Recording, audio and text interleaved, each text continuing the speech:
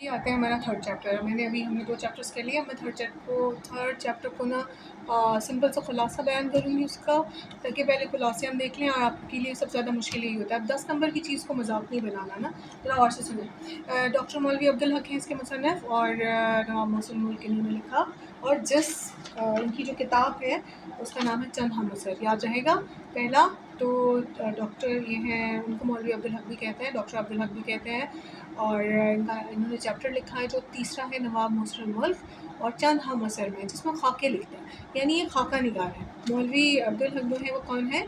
ये इनको बाबा उर्दू भी कहा जाता है, ठीक है। और ये जो है खाका निगार भी हैं, और खाका निगारी में इनको कमाल हासिल है। इन्होंने आज तक जो भी पर्सनालिटीज़ को बयान किया वो बड़ी ऐसे लगता है जैसे उनसे बहुत मोहब्बत करते हैं, उनका इजहार वो कर रहे हैं। तो नवाब मोहसिन मुल्क भी एक ऐसे ही चैप्टर है जिसमें इन्होंने मुसन्निफ़, हम नहीं जानते कि मोहसिन मुल्क कौन है, लेकिन इन्होंने उनकी जो उनकी ज़ाती हैसियत थी, या उनका अखलाक था, या उनकी जो क्वालिटीज़ थी, वो हमारे सामने इस तरह से पेश की कि हम जानते हैं कि नवाब मोहसिन मुल्क कौन है।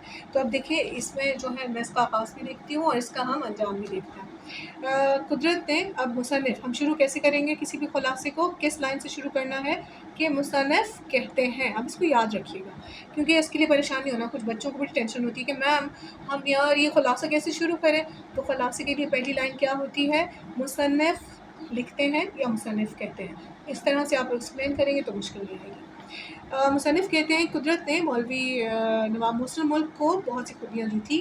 वो ज़हीन थे, वजी थे, खुश ज़ुबान थे, फ़याज़ थे, और उनमें से जो भी उनसे राह चलता भी इंसान उनसे बात करता तो उनका गर्विदा हो जाता था। वो एक पारस पत्थर की तरह से थे, उनसे जो भी टकराता वो सोना बन जाता था।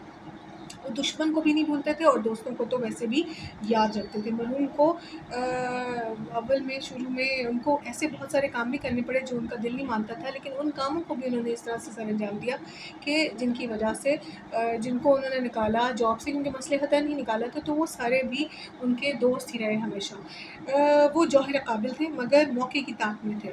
हैदराबाद में इनकी सियासतदानी, तदब्बुर, इंतज़ामी काबिलियत जो है उनके जौहर खुले। उनका ज़हन ऐसा रसा, उनकी तरबियत ऐसी हाज़िर, इनके आसान ऐसे बजा मामलात पर इतना अबूर कि वो बहुत से पेचीदा मामलात को मिनटों में सुलझाते थे। अच्छा जी, अब ये कि इनफरादी और इज्तिमाई हैसियत पर नवाब साहब में उनके असरात हैदराबाद पर और अहले हैदराबाद पर बहुत ज़्यादा थे। ना सिर्फ उन्होंने रियासत का नक्लो नस्ब संभाला, बल्कि उन्होंने रियासत का बजट भी पेश किया, और साथ में उन्होंने मिस्र के बजट के नमूने पर जो मिस्र के बजट के नमूने पर था। अंग्रेज़ी निगरानी के बाद पहली बार जो तैयार हुआ बंदोबस्त का महकमा भी इन्हीं के पास था, जिसमें अराज़ी की फरमाइश की जाती थी। इसके अलावा फ़ाइनेंस और मालगुज़ारी में बहुत सारी इस्तेलाह की। और हैदराबाद में बड़े-बड़े लोग आए और गए, लेकिन जब तक किसी को मकबूलियत हासिल नहीं हुई थी जो इनको हुई थी, और जब वो वहाँ से निकले तो एक कोहराम मच गया, और हज़ारों आदमी जो हैं वो स्टेशन के बाहर एक हजूम था, जिनकी आँखों में अमीर, गरीब, यतीम सब रो रहे थे।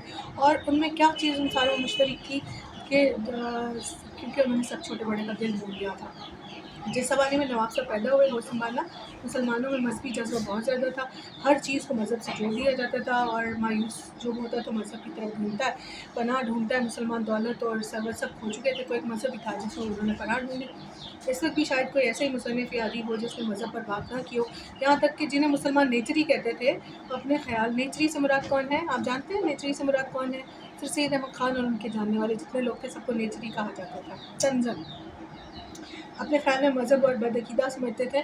इनका उड़ना बचोना भी मज़हब था। खैर, सर सैयद तो इनके मुर्शिद थे ही, इनके हल्के के दूसरे रुकन भी नवाब मोहसिनुल मुल्क, हाली, मौलवी मुश्ताक हसन, हुसैन, शिबली, चिराग अली, नज़ीर अहमद वग़ैरह वग़ैरह सब मज़हब पर ही बोलते थे। नवाब साहब मरहूम को इब्तिदा से मज़हबी लगाव था, मिलाद पढ़ते, वाज़ करते, और बहुत सारी इनकी जो जितनी तसानीफ़ है ख़ालिसतन मज़हबी या तालीमी, माशरती, इल्मी, सबका इनका किसी न किसी ताल्लुक़ जो है वो मुसलमानों से ही जाके जुड़ता है। वो आला दर्जे के अदीबों में से नहीं थे, लेकिन इनकी तहरीर में अदबियत बहुत ज़्यादा पाई जाती थी।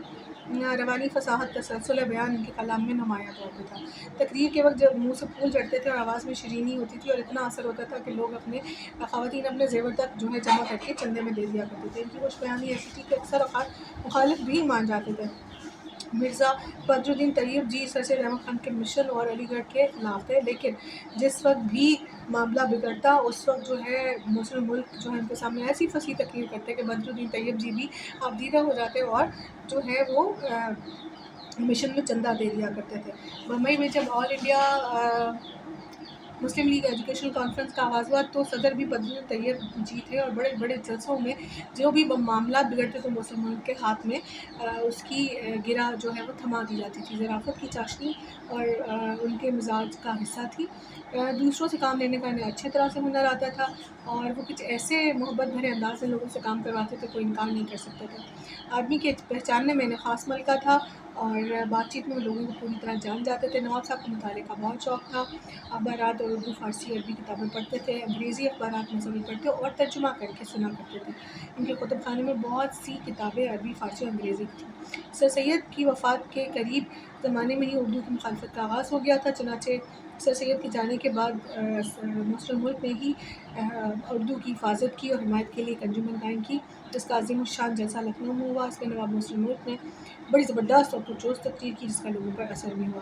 نواب مسلم ملک اشارہ پر گامزن زن رہے، جس کی دعوت سر سید احمد خان نے ڈالی۔ سید کے بعد مسلم ملک نے ان کے کام کو اچھی طرح سنبھالا، اسے بڑھایا اور اسے پایا تکمیل تک پہنچایا، اور مسلم ملک کا کام ان کی سب سے بڑی یادگار ہے۔ اوکے، یہ ایک خلاصہ تھا۔ یہ بہت تھوڑا ہوگا، یہ چیپٹر جو ہے یہ عام طور پر خلاصے کے طور پہ آ جاتا ہے، اس میں تشریحات جو ہیں، یعنی وہ جو اس کو آپ کہتے ہیں نا کہ پیراگراف کی تشریح وہ اس میں سے نہیں آتی عام طور پہ، اس میں سے خلاصہ ہی آتا ہے، تو اس کو اچھے سے یاد کر لیجیے گا۔ خلاصہ مصنف کا نام آپ کو پتہ ہے، ڈاکٹر عبدالحق، مولوی عبدالحق، اور کون سا ماخذ ہے اس کا جو ہے وہ ہے چند حمصر۔ اب آپ نے اپنے نمبروں کی تقسیم کا دھیان رکھا ہے، صرف مصنف کا نام کا 1 نمبر ہے اور خلاصے کا 9 نمبر ہے، اس کے اندر کوئی اضافی نمبر نہیں ہوتے ماخذ لکھنے کے یا پھر اور غیر ضروری تفاصیل لکھنے کے، تو سوچ سمجھ کے لکھیں، اور یہ 1.5 پیج سے زیادہ کا خلاصہ نہیں ہوگا، ٹھیک ہے۔